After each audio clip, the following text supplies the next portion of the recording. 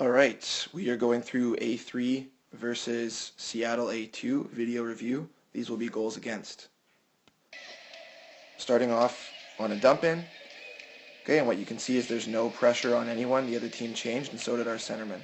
Right, we moved the puck up the wall, and now I want you to look at this. Where's our winger's options? Right, our center changed, so nobody's coming through the middle. In that case, if there's no centerman, I do want the winger coming in through this way for that chip in the center's role, and then the center can come take the winger's spot. Okay, other issue, we want that D who made the pass from here behind the net to follow up right here, just in case Cam needs an option to go back. Right, we don't have either of those things in this case, so he's kind of stuck. He could either go off the glass and out, or try to get it back behind the net to Dylan, which he decides to do. Okay, as we move on here, the puck takes a bad bounce and goes out in front of our net. Actually, I'm going to back it up one more second.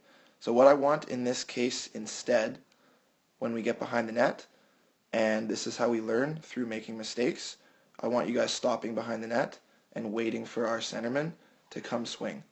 Right? Just like our power play breakout, if they're not pressuring us, then we're going to wait for all of our guys to come back, and we're going to attack with speed using our power play breakout, which is the centerman come swing behind, this winger take the middle lane, this winger take the far lane, then we're trying to get the puck up this side with speed and across the ice far side so the guy's wide open.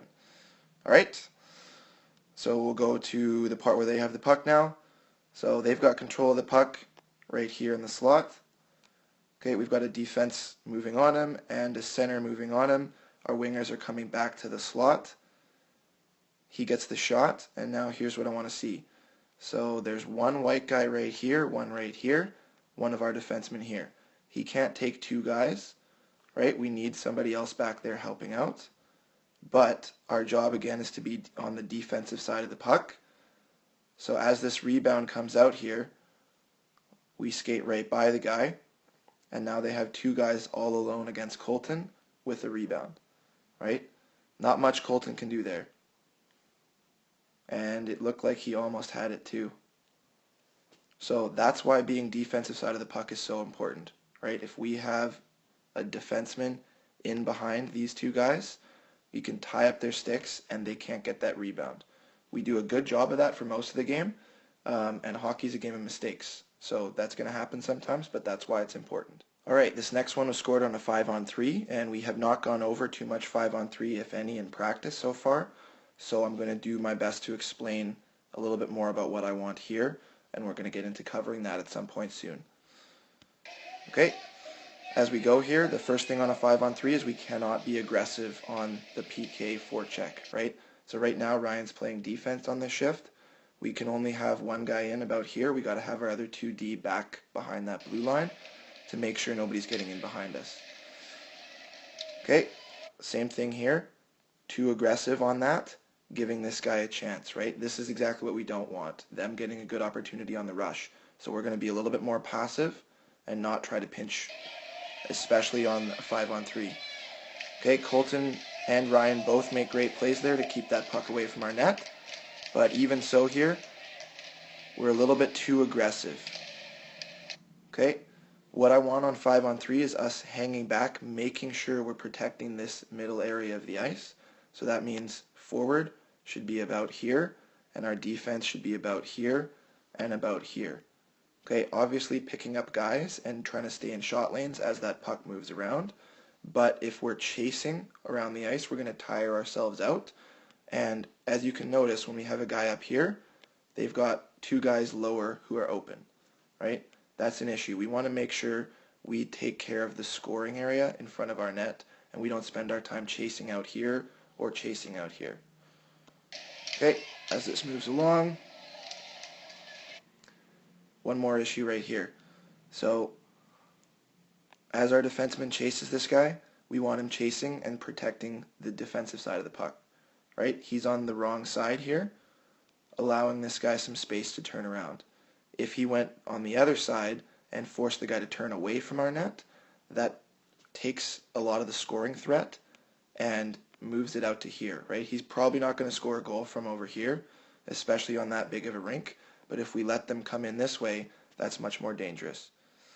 Okay, now we're in a situation here where Ryan, as a defenseman on this shift, has to take care of this guy and this guy and this guy, right? So we need somebody coming in to help, either taking this guy and then going right to that puck carrier trying to poke it off of his stick, right? It's a pass, and we go for the block, which is the right play, and they get it lucky through the 5-hole.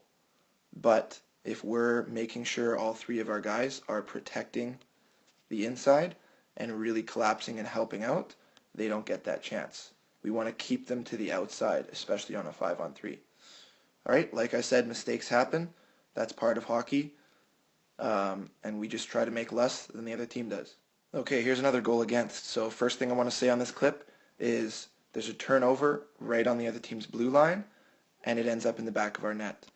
Okay, that's pretty common in hockey. If you turn the puck over in that area, in this area right here, okay, anywhere close to that blue line or our blue line, all of our guys, including our D, are transitioning up the ice, right? We've got a guy changing. If you turn it over here and all of our guys are moving up the ice and they all of a sudden come back, that puts us in a really bad situation. So we need to limit our turnovers around those blue lines. Okay, they get control of the puck. Our D comes in, comes up, pivots to the middle, which is right for our gap control. They get the puck up to him, and now here we just have a little bit of a foot race. So I'm going to play that from here one more time. Not a bad idea poking there, but we need to keep our feet moving backwards as we poke. A lot of our defensemen do this, by the way, and we're getting better at it. I said this to a few players in our individual meetings, but here's a little bit of an example of it. Right, so a little poke at the puck, but the feet aren't moving quite so much, and now the guy takes us wide. Okay, two other things I want to point out. Number one, if you're this defenseman and you see that your guy is going to get beat wide, rush to the back post in a straight line so that when this guy comes around, you're there to cut him off. Okay, that's the first thing. Second thing, and I'm going to zoom in for this one, Colton and I talked about this in our meeting, but this is a good lesson for both of our goaltenders here. When a guy's coming from this side, especially a higher skilled guy, what I always tell the players and what they should do, especially if they're good, is try to go across the crease and score from here, right? If they make the goalie move, they're opening up a lot of the net to shoot at. That's exactly what he does here, right? He goes around to the other side and he shoots in a wide open net. We can actually see it goes off of this post. So here's the visual for it, Colton, and also for Emilio. What I want you guys doing if you're going to poke check is making sure your pads are in the right spot and you're just poke checking with that arm. If you poke check and fully commit with your body and you're outside of the net, then it's a lot easier for him to score. If you poke check and miss, but you're butterflied across here, then he still has to get around your pads and you still have a good chance of stopping it. Alright? Once again, we learn from our mistakes. That's the whole point of these videos. Alright, here's the fourth and tying goal. I'm going to play it in slow motion at first. They come in and get a shot. Now, I don't like this guy getting behind our D. However, it's good that Charlie's behind him and the puck pops out to him here. Okay, make sure we're D side. Charlie goes to get rid of it. They keep it in. Now here's where we start to get some problems. So Charlie's on top of this guy, and if you look here, we've got two extra guys watching the puck, and we've got three guys in this corner area in here. They've got 1, 2 out wide. Okay, we can't have that many guys watching the puck. If Charlie's on this guy, these two guys need to find the other guys and back off. Right? As we go down, they get more guys in the battle, and we actually get into better positions. So he realizes that we have two guys in here already and looks behind him and backs up, which is the right play. Now we're into decent positions. Right, we've got a guy in front. Our wingers' skates are facing up the ice, and he's taking care of this guy. And we've got a guy on the puck. Now this is an issue coming up right here. Their guy goes behind the net. Charlie's on him. Dylan leaves the back post and goes towards him. Okay, and at the same time, we're going to now have 1, 2, 3, center and 2D all behind the net. Okay, That's an issue for obvious reasons, right? They've got the goalie pulled and the extra attacker, and now that puck's coming out front, and we've only got 2 wingers to help out and try to prevent it. Okay, that puck makes it out. We try to get in the lane as best we can. Guy makes a nice shot upstairs and they score. So what needs to happen here, if this guy goes behind the net with the puck, okay, once he comes past the post, then Dylan's going to take him. If he's still behind the net, Dylan's not going to go down forwards.